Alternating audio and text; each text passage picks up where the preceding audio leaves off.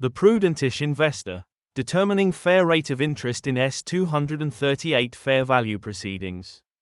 In iKang Healthcare Group Inc., the Grand Court of the Cayman Islands has released its judgment on the issues of the fair rate of interest under Section 238(11) of the Companies Act and the costs of the proceedings.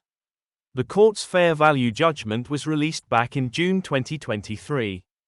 The court has a broad discretion to determine what is a fair rate of interest, balancing any disadvantages suffered by the dissenters against any benefits received by the company. The court's preferred methodology in Section 238 cases is the midpoint approach, derived from PRE 2007 Delaware law, which takes the midpoint between the company's borrowing rate and the prudent investor rate.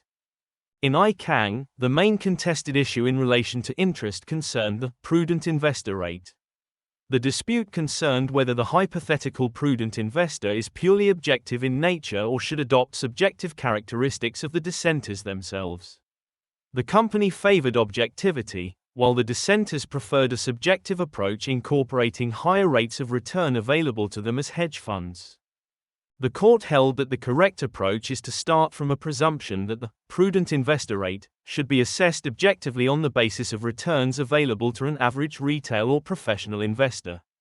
However, the presumption can be rebutted if the dissenters show that this would be unfair to them having regard to their position.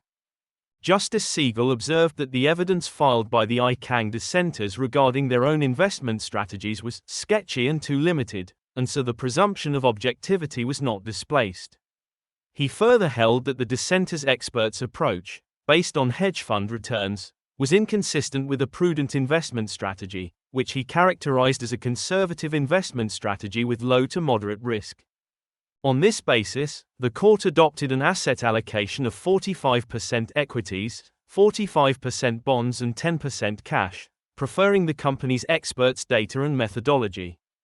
As summarized by Justice Siegel, the core objective is to compensate the dissenters for the loss of the use of their money during the relatively short Section 238 proceedings, and the court retains the discretion to treat as unfair returns assumed to be generated by a very long-term investment strategy. Harney's acts for the company.